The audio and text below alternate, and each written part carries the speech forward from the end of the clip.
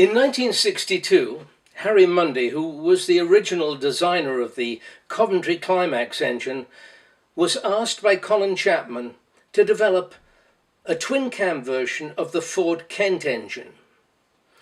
This engine is a 1499cc 5-bearing unit, and work centered on this unit, which was destined for the Lotus Elan and the amazing Lotus Cortina.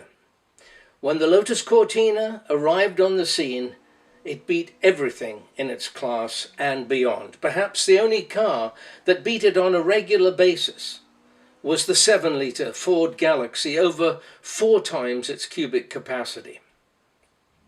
Whether driven in the red and gold of Allen Mann Racing by Henry Mann, or in the Old English white and green by world champion Jim Clark, they were absolutely unbeatable.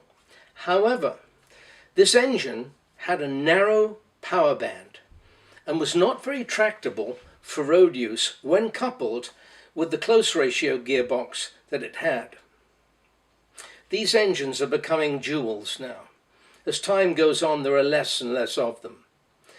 And to make them more tractable, one company has been concentrating on this work for a number of years, and the answer lies in the porting of these engines.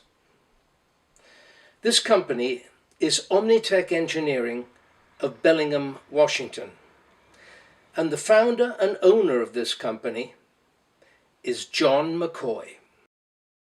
I was restoring a Lotus Cortina, and like all people doing that kind of a project, you have to find bits and pieces, and cylinder head was one of the things we were in the hunt for. And further, I complicated it by wanting to do a street race car version, which further complicates the whole thing.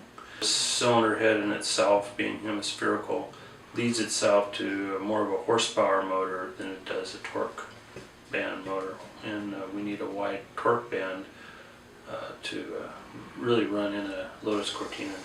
The fact that the Lotus Cortina was heavy further made it more complicated. After I looked at this hunk here, that both the head, Stromberg head and the Weber head was basically the same design, minus the ports. So that got me to thinking that maybe we ought to just take and weld a manifold onto a Stromberg head or something like that to come up with a Weber head.